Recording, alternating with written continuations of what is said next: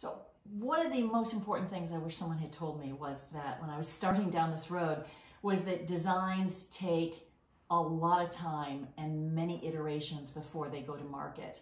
We had one particular design that I was thrilled with, but we worked on it and there were certain pieces of the material and the design that weren't meshing together, and it was over and over again. Working with the team was really important because you have to listen and you have to collaborate. But the reality is it took much longer than I thought. So I feel that if someone had just explained that, maybe we could have fine-tuned it early on before we got to that point. But I stuck to my guns and it ended up being our bestseller. So happy to know that. Okay, so something else I wish I had known from the beginning, that building a team is really challenging. As a young brand, I was on a learning curve, and there were many positions in a new brand, as you can imagine, that needed to be filled: branding, marketing, graphics, etc., etc. And with that come a multitude of very talented people. But putting the right people together to work together, there were some mistakes made along the way. There were some good things that came out of it along the way, but it was a challenge to find those right people.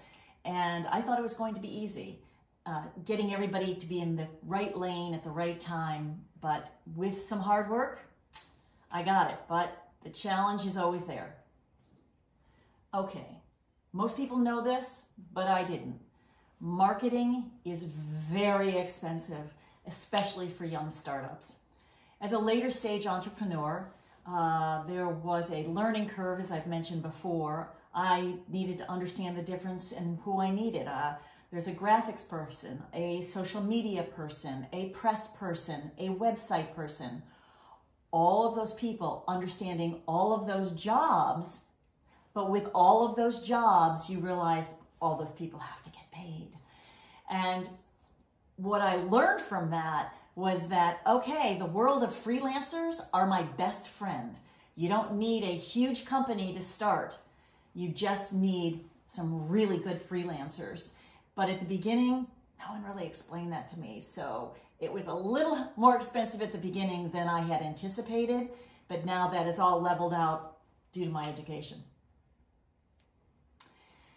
So all entrepreneurs at all stages have those days when they ask themselves, what the heck am I doing?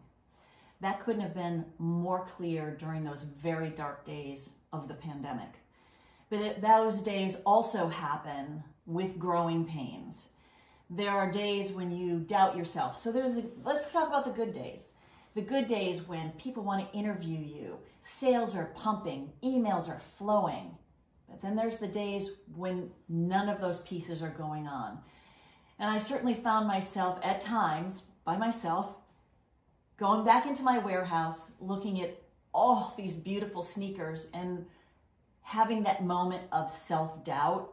Again, asking myself, why? Why am I doing this? How have I gotten myself here? And no one told me that. So I thought it was really me. But guess what? It's not really you. And ultimately, I think that's what makes you stronger. So one thing I wish somebody had explained to me is the ability to pivot. This past year, 2020, showed us that in spades. But in any small business, let's take 2020 out of it altogether. Being able to pivot and taking a different path is really important. We all start out with these big dreams of where we want our business to go and how it's going to work, but it doesn't always work that way. And you have to be flexible and be open-minded and be able to take a path that perhaps you didn't want to. But by being able to pivot, you may find yourself on a path that you were actually destined to be on anyway.